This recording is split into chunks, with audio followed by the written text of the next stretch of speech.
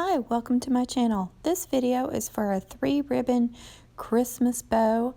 I put this bow on a wreath, so if you watched my wreath tutorial part 2 Christmas wreath, it's green, red, and white, then this tutorial is actually inside of that one too, but I wanted to make a separate one just for the bow for anyone looking for a bow tutorial.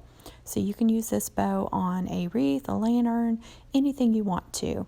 I'm going to measure out the tails and the loops for you so you know exactly how big I make this. This first ribbon is going to be my top layer. I am making the tails 6 inches and then the loop 6 inches, so I just pinch it at 6 inches. Give it a twist so the pattern is always on top. Measure out another 6 inches. Pinch that and hold that in the center and give it a twist. And then you will have your last tail. I'm just doing 2 loops and 2 tails on this first bow. If it's too difficult for you to cut the tail while you're holding the bow, just use a clip or go ahead and use a chenille stem and tie it off in the center so you can cut off that tail. You see I've got a clip there. I'm just going to clip it in the center to hold it in place, set it off to the side, start my second layer. Now this is a 2.5 inch width here. The first one was a 1.5. Now I'm cutting or making these at 8 inches. So I'm going 2 inches longer on this one. So I want the bow to be smaller on the inside and gradually get bigger each ribbon I use. So 8 inches, again, I'm doing 2 tails and 2 loops. When you get to that last tail, just give it a twist there or move it to the front if you want both tails hanging down.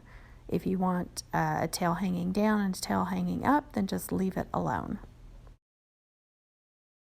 Now I'm going to clip these two together so they stay intact and they don't fall apart. And then I'm going to move on to my last ribbon. This one is a 2.5 inch width as well. It says Merry Christmas on it. I'm going 10 inches on this one. So just measure out 10 inches, pinch it, measure out 10 inches, pinch, make your loop, give it a twist so that Merry Christmas stays on top, measure out 10 inches, and keep making however many loops you want. On this one, I'm going to make 4 loops, so it'll have 4 loops and 2 tails. Sometimes the ribbon gets a little messed up there when you make a loop and you have to just kind of mess with it and fix it to make the loop perfect. I'm just checking it and making sure that's as big as I want it and deciding how many loops I want to make.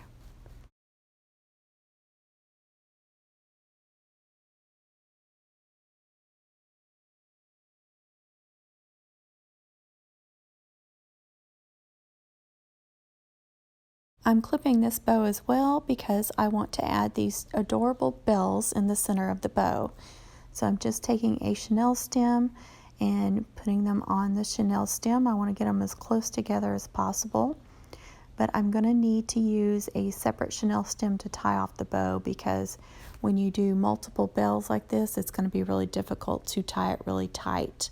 And you always want to tie your bows very, very tightly. It just makes a better bow, and then you don't want anything coming loose. So you can either use a cable tie or a chenille stem to tie off the bow and then add these bells.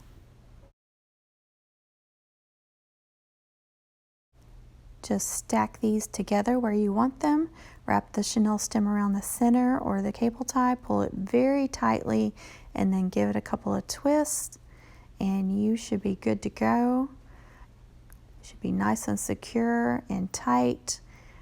And then once I get my loops, I want to make sure my loops are all where I want them in my tails, and then I will add the bells to it.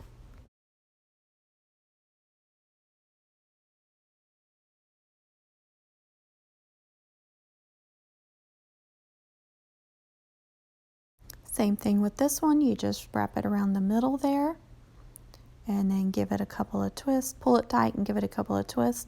And then I will wrap these 4 chenille stems together, like 2 of them together, not all 4 of them.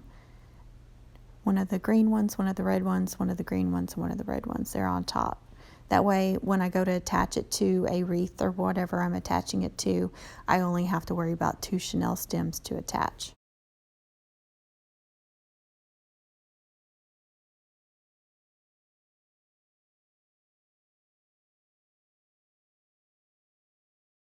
Now you want to make your ends look nice, so you can just fold them over. If you fold them over, I suggest adding a little hot glue on the ends where the wire is. You don't want to glue the whole thing down because it'll look glued down, and you don't want it to look glued down. So I'm just gluing the ends there. And then you can also cut a V shape on the ends of these, or you can cut it at a slant.